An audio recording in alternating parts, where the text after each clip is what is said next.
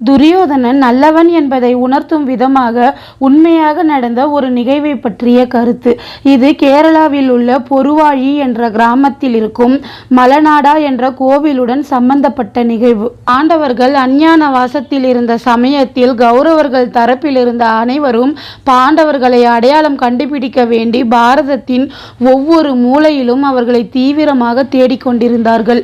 துரியோதனன் பாண்டவர்களை தேடிக்கொண்டிருந்த போது ஒரு முறை பாண்டவர்களை பாரதத்தின் தெற்கு திசையில் தேடி திரிந்தான். தெற்கு பகுதியில் இருந்த நாடுகள் அனைத்திலும் சல்லடை போட்டு தேடினான் துரியோதனன். தேரில் படை சூழ சென்றாலோ அல்லது நமக்கு உதவியாக சேவகர்களை அழைத்து கொண்டு சென்றாலோ நாம் வருவதை முன்பே தெரிந்து கொண்டு பாண்டவர்கள் எச்சரிக்கையாகி மேலும் கவனமாக இருந்து தங்களது அடையாளத்தை முழுவதுமாக மறைத்து அஞ்ஞான வாழ்க்கையை முழுவதுமாக வாழ்ந்து முடித்து விடுவார்கள் என்று யாரையும் தன்னுடன் அழைத்து வராமல் துரியோதனன் மட்டும் தனியாக சென்று அவர்களை தேடிக்கொண்டிருந்தான். ஒரு கிராம பகுதியில் பாண்டவர்களை தேடி சென்ற போது திடீரென துரியோதனனுக்கு தாகம் ஏற்பட்டது. அப்பொழுது வயதான ஒரு குறத்தி பெண் துரியோதனனை கடந்து சென்றாள். துரியோதனன் அந்த குறத்தியிடம், தாயே, எனக்கு மிகவும் தாகமாக இருக்கிறது. என் தாகம் தீர்க்க உங்களிடம் நீராகாரம் ஏதாவது இருந்தால் கொடுங்களேன் என்று கேட்டான். தாகம் என்று சொன்னதும் அந்த வயதான குறையின பெண் தன்னிடம் இருந்த கல்லை துரியோதனனிடம் கொடுத்தாள்.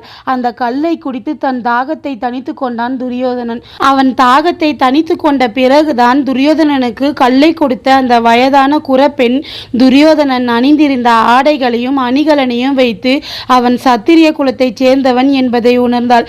ஐயையோ, நாம் எவ்வளவு பெரிய தவறை செய்துவிட்டோம்.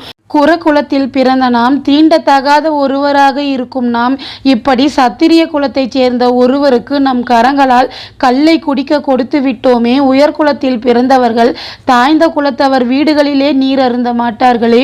நாமோ தீண்டத்தகாத குலத்தில் இருந்து இவருக்கு கல்லை கொடுத்து விட்டோம். நம் பிறப்பின் உண்மை தெரிந்தால் இவர் நிச்சயம் நமக்கு மரண தண்டனை அல்லவா கொடுப்பார் என்று தனக்குள்ளே நினைத்து தவித்தாள்.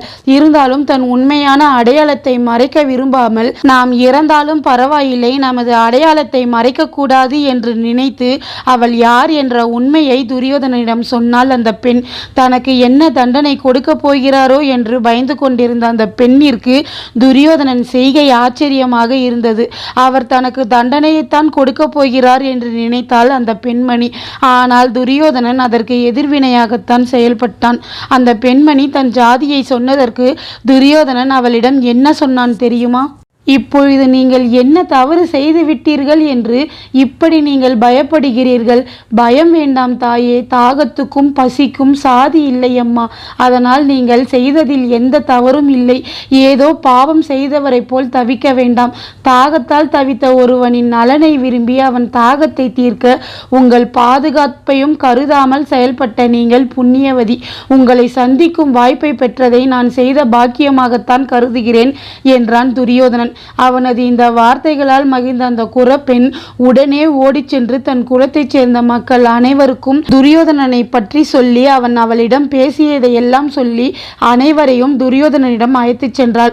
உயர்குலத்தில் பிறந்தவர்கள் எப்பொழுதும் தங்களை புழு போல் நடத்தி தண்டிக்க மட்டுமே செய்தவர்கள், கர்வம் கொண்டவர்களாக வாழும் சத்திரியர்களில் இப்படி தங்களை மனிதனாக பார்க்கும் ஒருவன் இருப்பதை கேள்விப்பட்டதும் அவளைச் சேர்ந்த அவள் குலமக்கள் அனைவரும் துரியோதனனை காண வேகமாக அவனிடம் ஓடி வந்தனர்.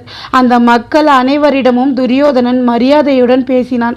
அவனது பண்பையும் அன்பான குணத்தையும் கண்டு அந்த மக்கள் அனைவரும் துரியோதனனை கடவுளை போல் பார்த்தனர். தீண்டத்தகாத மக்களுக்கு கோவிலுக்குள் செல்ல அனுமதி இல்லை என்பதால் அந்த ஊரை சுற்றியுள்ள பகுதியில் துரியோதனன் அந்த மக்களுக்காக ஒரு கோவிலை கட்டி கொடுத்தான். ஆனால் அதில் எந்த தெய்வத்தின் உருவ சிலையையும் பிரதிஷ்டை செய்யாமல் உங்களுக்கு எந்த கடவுள் இஷ்டமானவரோ அந்த கடவுளின் உருவச்சிலையை இந்த கோவிலில் வைத்து கும்பிடுங்கள்.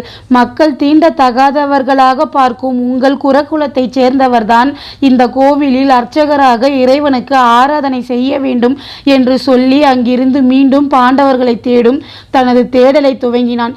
இன்று வரை அந்த கோவிலில் துரியோதனனுக்கு கல் கொடுத்து அவன் தாகத்தை தீர்த்த அந்த குறப்பெண்ணின் குடும்பத்தைச் சேர்ந்தவர்கள்தான் துரியோதனன் கட்டி அந்த கோவிலில் அர்ச்சகராக இருக்கிறார்கள். முக்கியமான தகவல் இருப்பவள் அந்த கோவிலில் மூடவராக முக்கிய கடவுளாக இருப்பது துரியோதனன் தான். துரியோதனனை தான் அந்த மக்கள் தங்களது இஷ்ட தெய்வமாக வணங்கினார்கள். துணை தெய்வங்களாக இருப்பவர்கள் துரியோதனன் தாய் காந்தாரி, அவன் மனைவி பானுமதி மற்றும் துரியோதனனின் உயிர் நண்பனான கர்ணன்.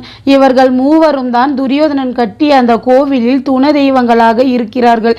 இன்றும் துரியோதனன் ஆத்மா அங்கு இருப்பதாகவும், ஆதரவு அற்றோர், நோய் கொண்டவர், வறுமையில் இருப்பவர், வலிமையானவர்களால் துன்பப்படுபவர்கள் அந்த கோவிலுக்கு சென்று வேண்டினால் அவர்கள் வேண்டுதலை துரியோதனன் ஆத்மா நிறைவேற்றுவதாகவும் அந்த மக்களுக்கு அங்கு நம்பிக்கை இருக்கிறது. கர்ணனை அவன் திறமையை வைத்துத்தான் ஜாதி பார்க்காமல் சேர்த்து கொண்டான் என்று சொல்லும் சில நபர்களுக்கு துரியோதனனின் இந்த கதையை கேட்டால் அவன் உண்மையிலேயே ஜாதி பார்க்காமல் திறமையையும் உண்மையான குணத்தையும் பார்த்துதான் பழகுகிறவன் என்று புரிந்து கொள்வார்கள். இது போல சுவாரஸ்யமான தகவலை தெரிஞ்சுக்கணும்னா என்னோட சேனலை சப்ஸ்கிரைப் பண்ணுங்க ஃப்ரெண்ட்ஸ்.